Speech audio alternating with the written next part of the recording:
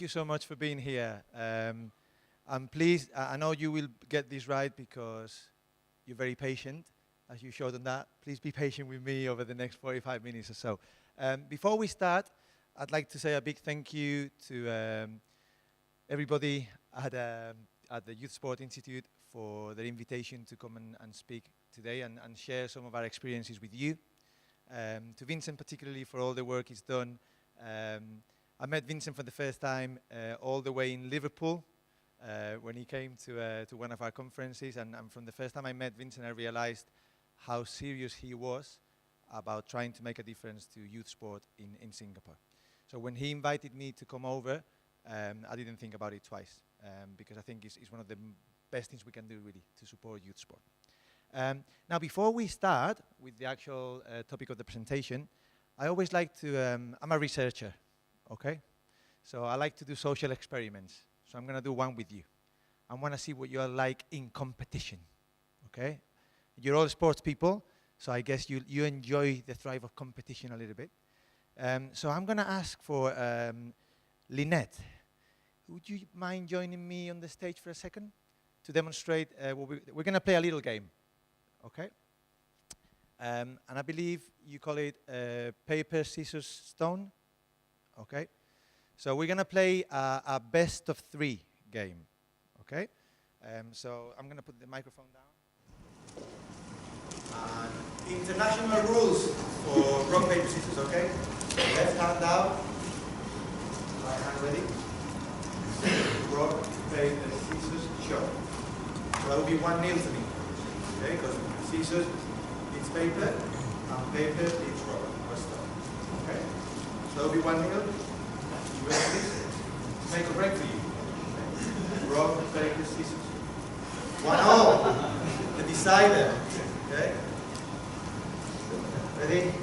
Rock, paper, scissors, show. Rock. Are you getting these on the video? Because this is intense. Rock, paper, scissors, show. Okay. So what you need to do, okay? Yeah, thank you, Lina, thank you. She's looking for revenge for a game. Okay, so what you need to do is you're going to stand up and you're going to find someone from a different table and you're going to play a game best of 3. So if you win 2 games, you win it. And if you if you play 1 game and I still haven't told you to stop, you find someone else and play another game. Okay? Now, let me warn you. No illegal betting. No doping. Okay? And no cheating. Ready? Go. Go, go, go, go, go.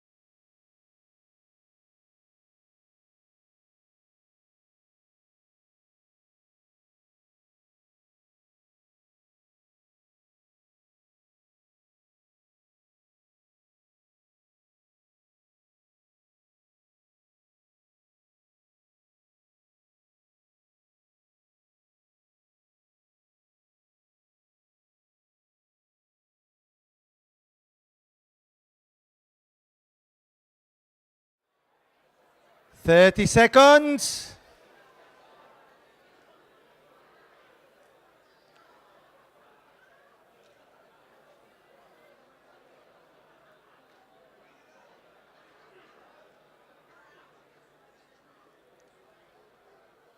Ten seconds.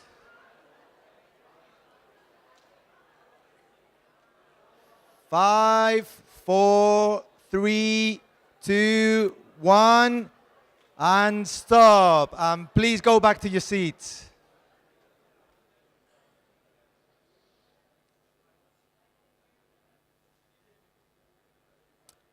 Okay.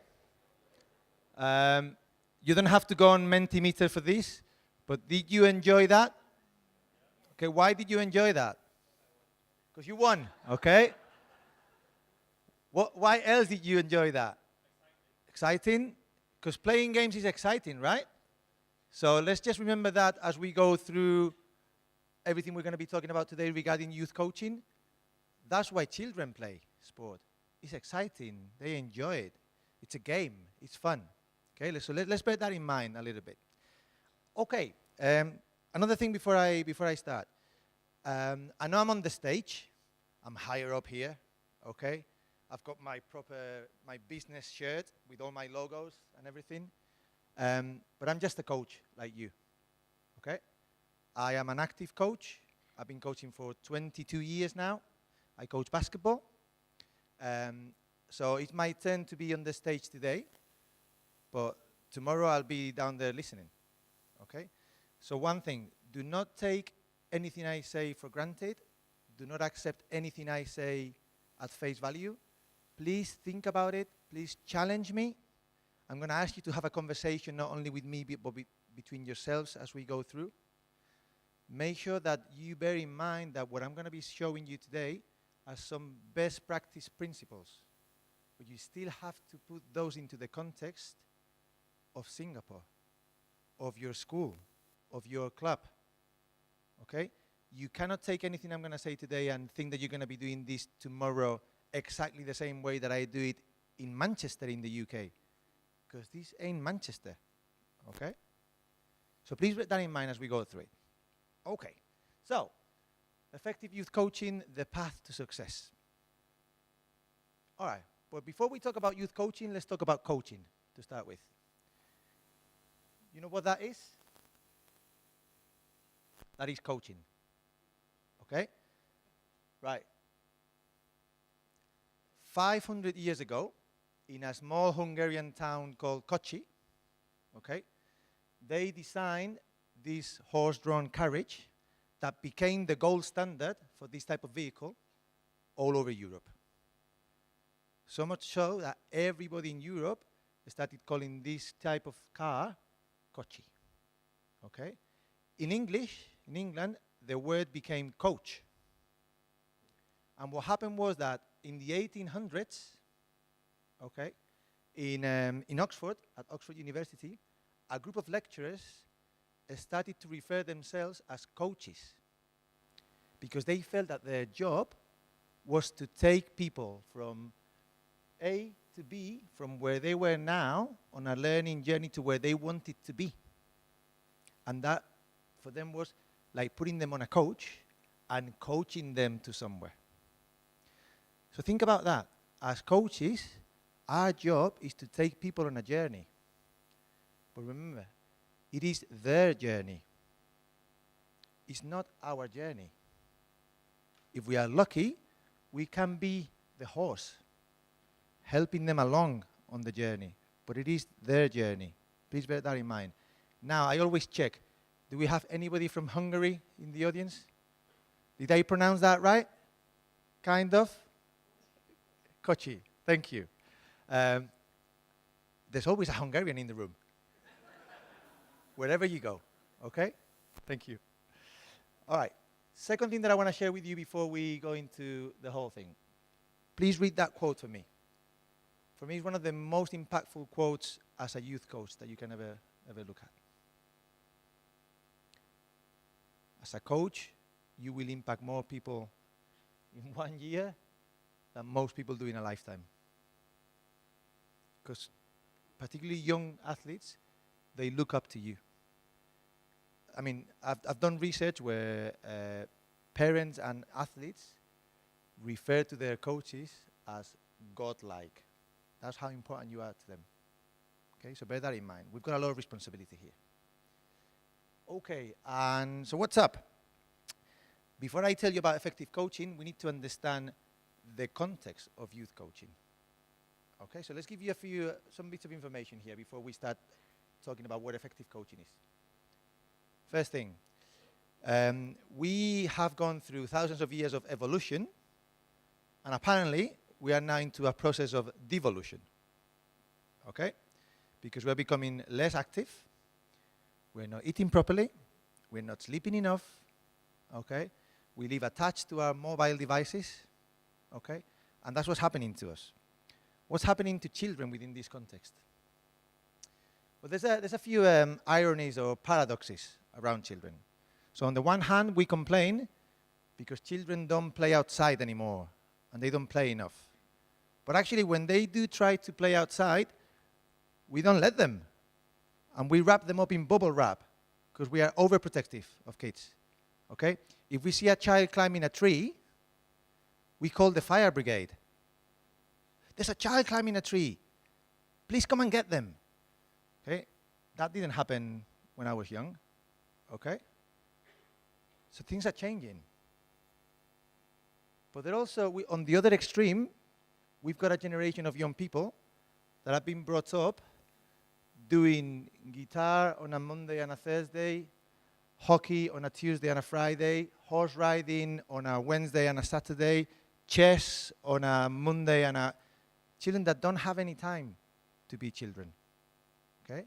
And we also have children that at 5 years of age, they're expected to be the next Michael Phelps. Okay? And their parents are pushing really hard for them to become the next Michael Phelps at 6 years of age. So there's a few ironies there.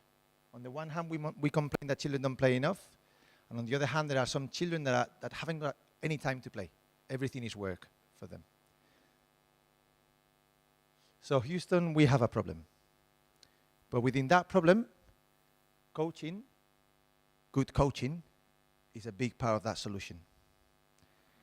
Now, another issue that we have in youth sport all over the world is that we have a pyramid structure where some children start playing, but only a few continue, and only very few make it to the top, and all the others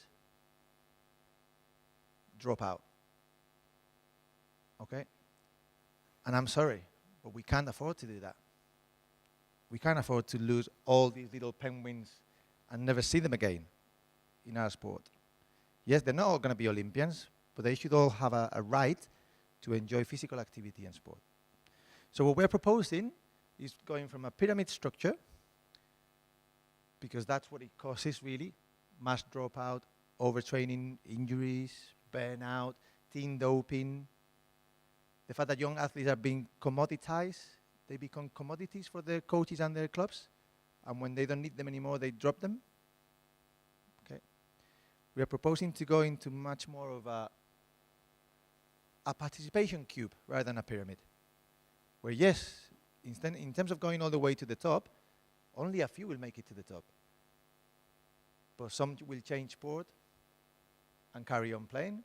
Some will change sport again and carry on playing over a lifetime, across time, across different sports, and across different motivations to be active. But they will remain active. So our job as youth coaches is not only to produce the next elite athletes, but also the next generation of young children that 40 years from now will still be doing sport. And it was interesting because we just heard something that I think is really the curse of the youth coach. You're not really going to see the fruit of your work until 20 or 30 years from now. You have to have a lot of faith in yourself and what you're doing, because really what you're doing now will pay off 20 years from now. That's something to bear in mind, really. Okay, so the main thing you need to take away from today: children are not mini adults. And if we coach them like mini adults, it's a recipe for disaster at so many levels. Okay? Thinking that coaching in the NBA is like coaching youth basketball is crazy. It's like thinking that you are a dog trainer, and then you think that because you're a dog trainer, you can go and tame lions with really bad results, as you can see in that picture. Okay? We have to change our mindset. We need coaches that have the right tools for the right time and the right place. Great Olympic coaches may not make great youth coaches. Great athletes may not be great coaches. Okay? We need to find and train people so they can have the right tools for the right time for the right athlete. So the coach's skills must suit the job. We can't use a sledgehammer to crack a nut. Okay? Now, we need to bear in mind, because again, this is a big change really over the last few years. I think we've started to realize that coaches do much more than just running sessions and putting cones on the floor and having people do drills. Coaches are these things. So let me point out some of these things. First one is, as coaches, we really need to understand the context that we work in. And we need to be really clear about the values that we have. Because all of that will influence how we coach. Okay, it's not the same coaching the Manchester United Football Academy or coaching in a local club in Salford, which is where I live in Manchester. Okay? It's not the same coaching in an Olympic program as coaching in a local club. But then we also need to realize that traditionally, that's all we've looked at in coaching, that top of the pyramid. How do we run practice and competition? But actually, you can't really do any of that until you've done the things underneath, until you've built, until you've had a design, a vision and a strategy for what you want to do, until you've set up the environment in a particular way to help you do that. Very important, until you have built the relationship with your athletes and their parents as well. We'll get onto that later on. Okay? If you haven't got that base for the pyramid, you can't really be effective at the top in your practicing and in your competitions. So coaching is bigger. So youth coaches are not children's entertainers, but they're not either army sergeants. Okay? We can be both. And at times we'll have to be one, and at times we'll have to be the other, but we cannot be always in the same place. We've got a big role to play. So to do all that job, we're going to have to be environmental architects.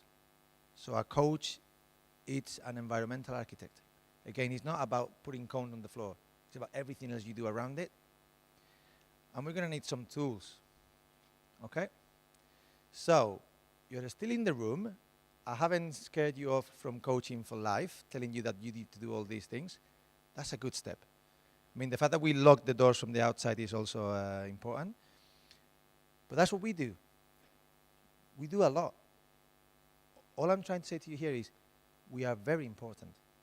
We youth coaches are very, very important. Okay? Just to give you a flavor of how important we are. In the European Union, there are 9 million coaches. 9 million. Compared to 2.5 million doctors and 5 million teachers. Coaches are the biggest workforce in the European Union. And in Singapore, it's not that different. We are that important. So is it mission impossible? Well, we'll see after I finish. You tell me what you think, okay? But like Silvio Rodriguez, the Cuban poet and singer, says, let's talk about the impossible, because we already know too much about what's possible. So that's what I'm daring you to do today. Let's really talk about what's impossible. See how close we can get to it. And what I'm going to share with you is some information that we've got from our latest project, iCoachKids, which is a cooperative project between 7 countries in the European Union, developing a website with resources for children's coaches. And we're going to develop 3 online courses over the next couple of years. Now, a big part of this is the website, but also we did a lot of groundwork to understand what effective coaching looks like. So we conducted a massive literature review of all the research to come up with these 10 golden points of youth coaching, what we call the iCoachKids pledge. 10 points that every youth coach we feel should commit to doing to be effective. And remember, those 10 points will have to be contextualized to where you are. So what that looks like in Singapore might be slightly different to what it looks like in Manchester, but the points still we think apply. So let's go through some of these points in a bit more detail. First thing, we need to be child-centered. What does that mean? that we always have to have the best interest of the child at heart. Whatever we do as a youth coach has to benefit the child. It can't be about us. We have to take the adult glasses off. We have to see the world through their eyes, because they see the world differently. And we have to make the game fit the child, not the other way around. I don't know how you feel about this, but I go around seeing a lot of coaches and a lot of programs where the children are having to fit the game as opposed to the other way around. So in some, and I'll show you a picture in a minute, but in some places they still play, 7-year-olds are playing 11-a-side football with big goals. Okay, or 5-on-5 basketball with the 10-foot net when they can even reach that high. Have we ever asked the athletes what they want? That's part of being child-centered. What do you need? Because they're all different as well. I coach basketball. I've got 14 children in my team. They're all different with different needs. So being child-centered is about trying to get the best for each and every one of them, not the whole team. And how well do we know them? That's about the relationship that I was talking about before. We need to build that relationship. So that's point one, being child-centered. And that's the picture that I wanted to show you. That can't be right. How is that child going to enjoy playing football? Okay? Okay, point two, be holistic. Coach the whole child. There are children first, athletes second.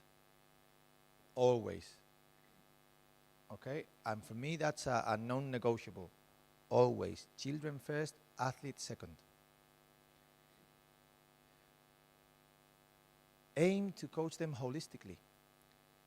If as a basketball coach, when 20 years from now, all they say about me is that I helped them improve their free throw shooting, I failed. I need to make sure that when, in 20 years from now, when they think about me as a role model, as someone that taught them something a little bit about life or about being a team, something beyond the skills of basketball. If I haven't achieved that, I have failed. Do we help them developing their positive self-esteem, their sense of self? Something that we need to be really careful with.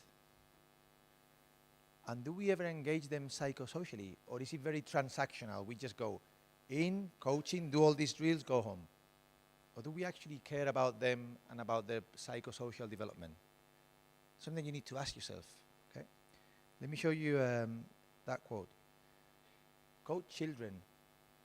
I'm not a basketball coach. I'm a children's coach that happens to coach basketball. But I'm first and foremost a children's coach, and sport is just a vehicle. So for example, how I engage my children, my players psychosocially, this is one example. I really want them to appreciate the club. Okay, so let me show you this clip. Is that playing? Can we maybe play it from you?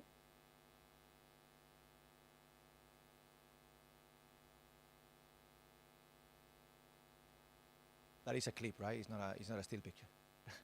Oh.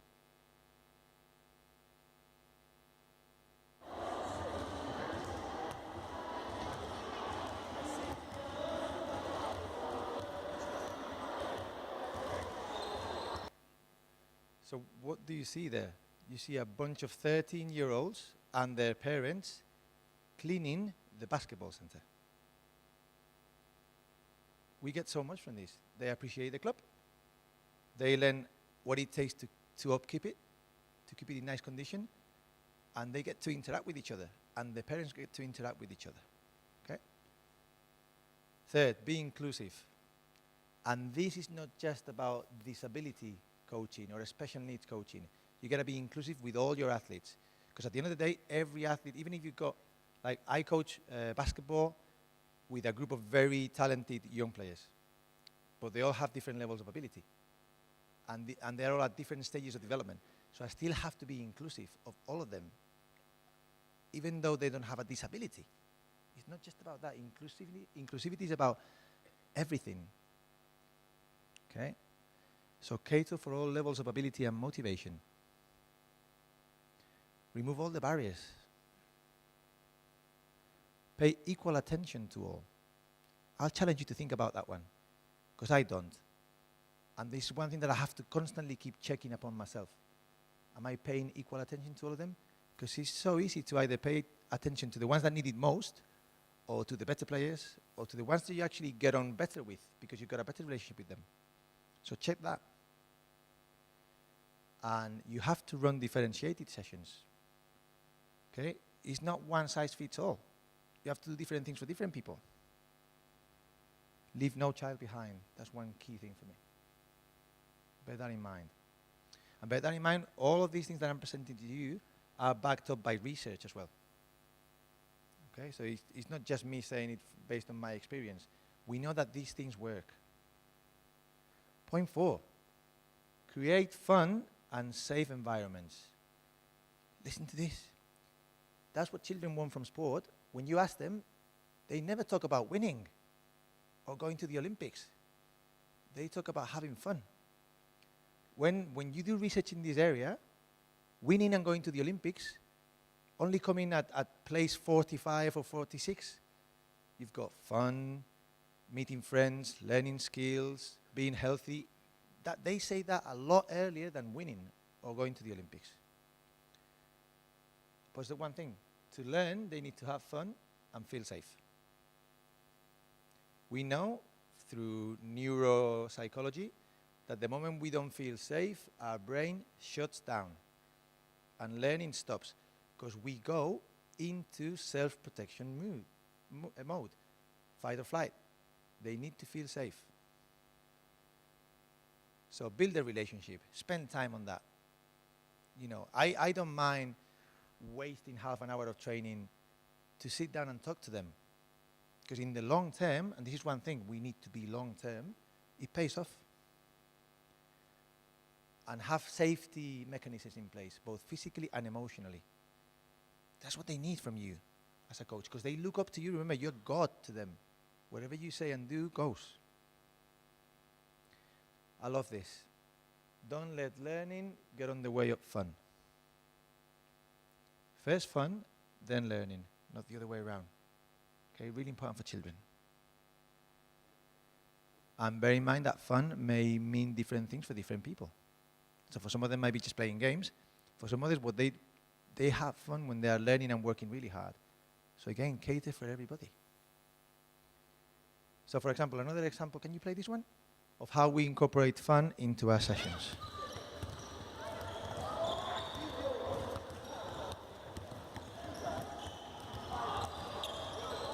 Right, stop the video for a moment.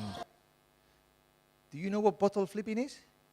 Did that crazy thing make it to Singapore as well? Because in the UK, they had to ban it from schools. Because children were bottle flipping their way through lessons or coaching sessions. So we felt, do we fight this or do we embrace it? So we embraced it. Okay, rather than punishing them for being bottle flipping, we built bottle flipping into our shooting sessions. Okay? So what you see here is in that bucket, and all the nutritionists in the room, please apologize already, it's full of sweets. This was at Halloween, okay? So the game goes, they need to make a free throw, to have a chance to come to the middle, to bottle flip, and if they land it, then they can go to the bucket and get a sweet. Okay? They can't eat it on the spot, they have to save it for later, but that's how it works. So carry on playing it.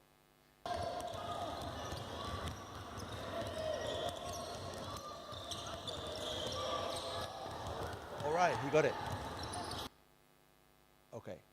And talking about being inclusive, that little one down there, that's my youngest son. At that point, he was 6. Okay, but that was a Halloween session for the whole family. Okay? Being inclusive, building relationships. I don't care if we wasted a full session on this. They loved it. They want to keep coming back. So there we go. This is another example of fun. Okay? Air ping pong.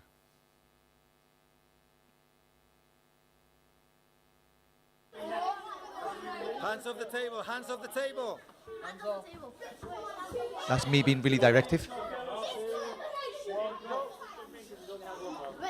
Okay, so they need to blow the ball, and if it comes over off on your side, you lose the game.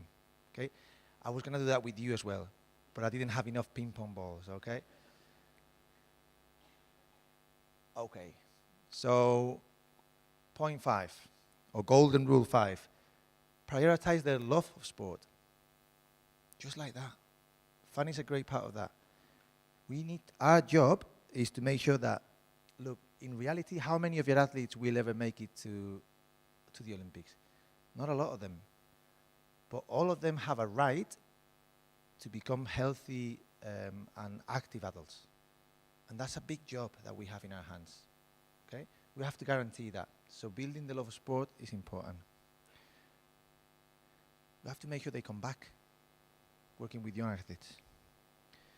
We got to involve the family. There is a lot of research that says that when the family is active, the child is active for longer. We bring the parents in because of that as well. A lot of our parents have become a lot more active since they joined our basketball program, because we've told them that it has an impact on their child. And parents, as you know, will do anything for their child. And we have to help the children understand the benefits of being part of sport. Okay? All right, so I want you to take a couple of minutes on your tables to discuss the first 5 points that we've seen. And then we'll come back to the second 5 points very quickly, because I know we are running out of time a little bit. So can you do that? Can you, in your tables, I'll remind you what you've got all the points there, but just talk about the first 5. What does that mean in your Singaporean context? Is that doable? Is that mission impossible? We'll take 2 minutes for a quick discussion, okay? Because you can have a longer discussion over the coffee break. And then we'll take a little bit of feedback from you. Ready? 2 minutes. I'm a coach. I've got the timer on, my stopwatch.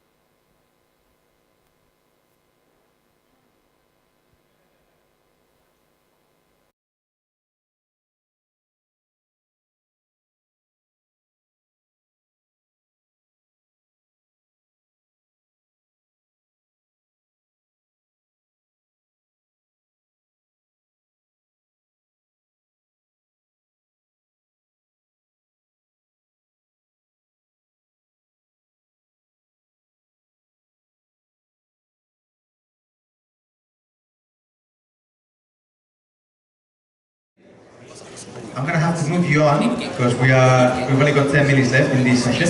But before we move on, I'd like to would anybody like to volunteer to share a little bit of what they talked about on the table? If you don't volunteer, I shall volunteer you.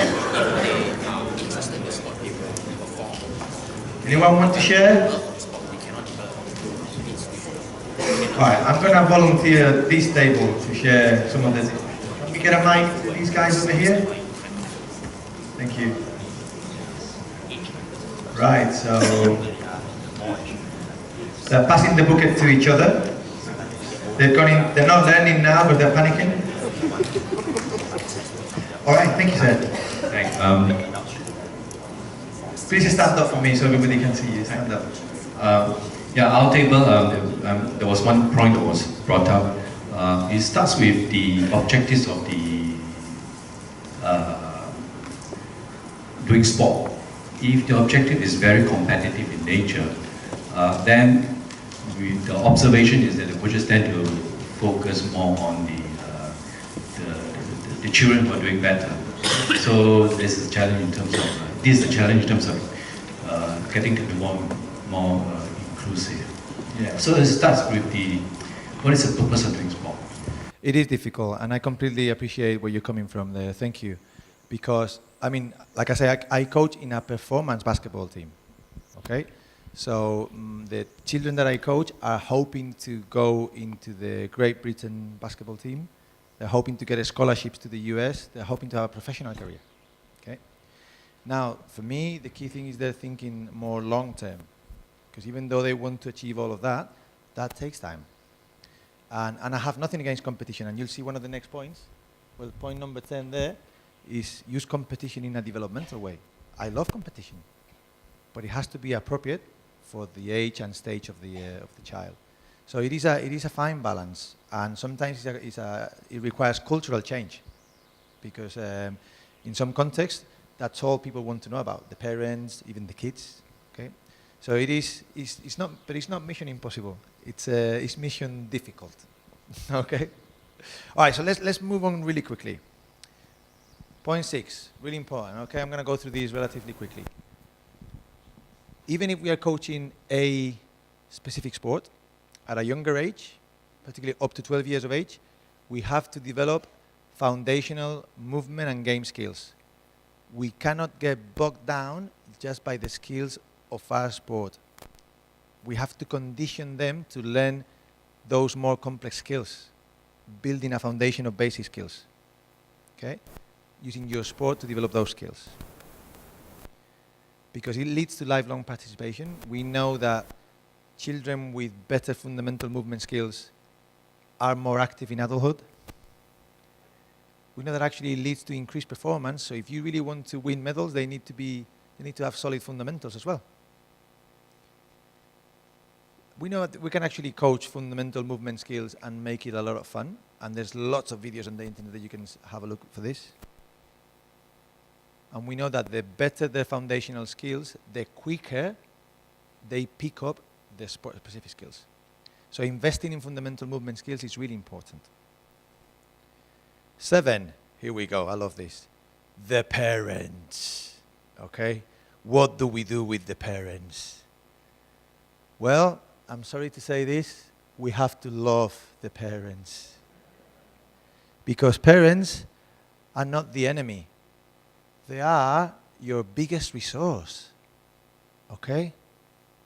We have to engage them. We have to talk to them. Of course they care about their child. How many of you have got children? Okay? So you want to be able to talk to their teachers, don't you? Or to their doctors. Why not talk to the coach? And they know their child better than you. Okay? So it's good to get information from them about what makes their child tick. And they have great skills. I've got one of my parents doing the stats for me, another one does the video, another one does video highlights after every game. She really gets into it. And we get the video highlights 2 hours after the game. Unbelievable. She should work for CNN or something like that. But we have to educate the parents. We have to get them to understand how they can help their child the best, because that's what they want. They want to help their child. Okay? But I'll leave you with that picture there. Oops, sorry. That's you and the parents. You are Obi-Wan Kenobi, and the parents are Darth Vader. And that's what we've been doing. We've been fighting them. Okay? But we can't fight them. Of course they want to be involved. They are the parents. So Darth Vader says there, how do I have to tell you and his father, not the enemy? Because it's true. We need to engage them. Okay? So we organize parent and players days, but I'm going to skip that video. Okay. There we go. And again, very important, we need to plan developmentally appropriate programs. We can't go 100 miles an hour from day one, because we're hoping for them to be the best athlete they can be in their 20s, not at 12 or 13 years of age. It's a long-term thing. It's not picking by Friday. It's long-term thinking. And again, as a coach, it's so easy to get bogged down by picking by Friday. It's one of the other things that I have to constantly check myself for. Am I being long-term, or am I picking by Friday? So you have to have a long-term vision and a dream for them. And they have to have a long-term vision for themselves. And then you work backwards. What do I need to do now so they can be the best they can be 20 years from now? And connect everything to that plan and stick to your plan. Know your part in their pathway. Okay? You're not going to be there for the whole pathway. What's your job in that part? So we need to be age and stage appropriate. Remember, they're not mini adults. We cannot coach them like mini adults. So when you look at, if you look at the history of the universe, okay, that's the Big Bang. That's where you coach. Right at the beginning of their journey. We are Big Bang coaches. Okay? And we want to take them, help them get there to Earth as we know it today. But it takes time. Okay, so Joseph schooling, from that picture to that one, it took a long time. Okay, and he was lucky enough that the right things were done at the right time. So where are we in that picture? At what point in the universe are we working? And what does the universe need from you at that point? Okay, we have to use different methods to enhance learning. So drill might not be always the best thing. Okay, because learning is complex and it takes time. Okay, I'm going to quickly move through these to get to the end. Okay. And we have to use competition in a developmental way. There's nothing wrong with competition, but it has to be the right type of competition for the right age. Okay? And it can be done. Competition is neither good nor bad. It's just how we present it and how we organize it. So I'm going to leave you with 3 quick pictures. So that's us coaching children. We're trying to gather honey and make honey, but we can't harm the flower. Think about that when you're coaching. Get as much honey as you can, but do not harm the flower. So is it mission impossible? I don't know. I think it's tough, but I think it can be done. And just remember that we are the coach. Is their journey? Please take them on that journey. Thank you very much. Thank you.